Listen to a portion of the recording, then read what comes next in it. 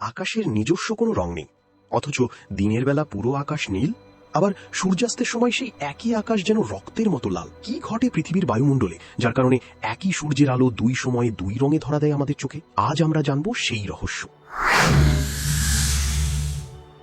সূর্যের আলো সাদা, কিন্তু বাস্তবে এই সাদা আলো 7টি রঙের সমষ্টি, যার মধ্যে রয়েছে বেগুনি, নীল, সবুজ, হলুদ, কমলা এবং লাল।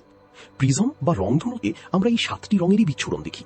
যদি সূর্যের আলোকে একটি প্রিজমের মধ্যে প্রবেশ করানো হয়, তাহলে দেখা যায় সাদা আলো থেকে এই রঙগুলো আলাদা হয়ে গেছে। ভিন্ন রঙেরই প্রতিটি আলোই আসলে এক একটি তরঙ্গ। আলো হলো তাড়িত চুম্বক তরঙ্গ, আর এই তরঙ্গের একটি বৈশিষ্ট্য হলো তরঙ্গ দৈর্ঘ্য। আর এই তরঙ্গ দৈর্ঘ্যের ভিন্নতার কারণে আলোর রং ভিন্ন হয়ে থাকে। লাল আলোর তরঙ্গ দৈর্ঘ্য সবচেয়ে বেশি, প্রায় 700 ন্যানোমিটার। অন্যদিকে নীল আলোর তরঙ্গ দৈর্ঘ্য অনেক কম, প্রায় 450 ন্যানোমিটার। দেখতেই পার্থক্য ছোট মনে হলেও আকাশের রং নির্ধারণ করার ক্ষেত্রে এটাই সবচেয়ে গুরুত্বপূর্ণ বিষয়, কারণ বায়ুমণ্ডলে প্রবেশ করার পর আলোর এই ভিন্ন ভিন্ন তরঙ্গ দৈর্ঘ্য ভিন্নভাবে আচরণ করে। সূর্যের আলো যখন পৃথিবীর বায়ুমণ্ডলে প্রবেশ করে, তখন সেটি নাইট্রোজেন, অক্সিজেন এবং অন্যান্য গ্যাসের অসংখ্য ক্ষুদ্র অণুর মধ্য দিয়ে অতিক্রম করে। পথে চলতে চলতে এই আলো অণুগুলোর সাথে ধাক্কা খায়, ফলে আলোর একটি অংশ বিভিন্ন দিকে ছড়িয়ে পড়ে। এই ছড়িয়ে পড়ার ঘটনাকেই বলা হয় স্ক্যাটারিং বা বিচ্ছুরণ। কিন্তু এখানে একটি গুরুত্বপূর্ণ বিষয় আছে, সব রঙের আলো সমানভাবে ছড়িয়ে পড়ে না। যে আলোর তরঙ্গ দৈর্ঘ্য যত ছোট, সেটি তত বেশি ছড়িয়ে পড়ে। আর যেহেতু নীল আলোর তরঙ্গ দৈর্ঘ্য লাল আলোর তুলনায় অনেক ছোট, তাই নীল আলো বায়ুমণ্ডলে অনেক বেশি বিচ্ছুরিত হয়। তাই নীল আলো পুরো আকাশ জুড়ে ছড়িয়ে পড়ে। তাই আপনি যেদিকেই তাকান না কেন, আপনার চোখে চারপাশ থেকে সেই ছড়িয়ে পড়া নীল আলো এসে পৌঁছায়। এ কারণেই দিনের বেলায় আকাশ আমাদের নীল দেখায়। এই ঘটনাটির বৈজ্ঞানিক নাম রেলে স্ক্যাটারিং। তবে এখানে আরেকটি প্রশ্ন আসতে পারে, যদি ছোট তরঙ্গ দৈর্ঘ্যের আলো বেশি ছড়ায়, তাহলে আকাশ নীল না হয়ে বেগুনি দেখায় না কেন?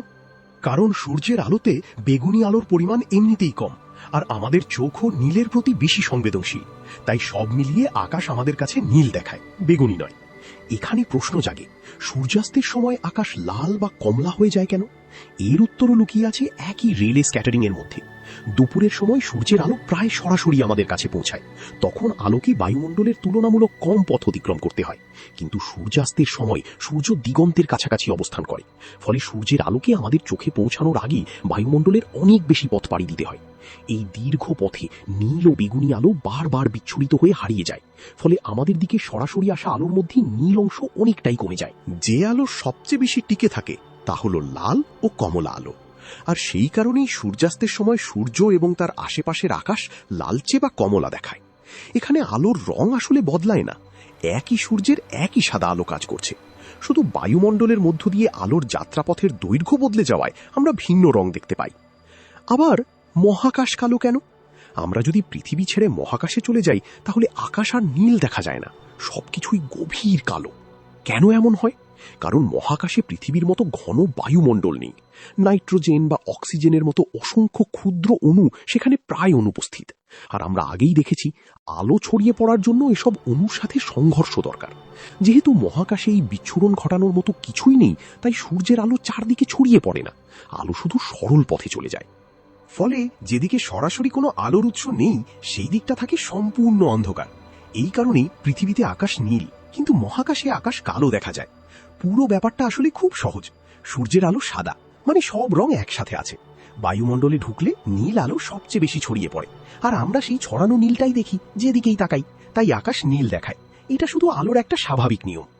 মহাবিশ্বের শুরুর আগে কি ছিল? সময়ের শুরু কিভাবে? এই প্রশ্নগুলোর উত্তর আছে বিজ্ঞান বাইটের মহাবিশ্ব নিয়ে করা পর্বে। যদি না দেখে থাকেন, দেখে নিতে পারেন, লিংক পিন কমেন্টে। ভিডিওটি ভালো লাগলে চ্যানেলটি সাবস্ক্রাইব করে ভিডিওতে লাইক করে দেন। আল্লাহ হাফিজ।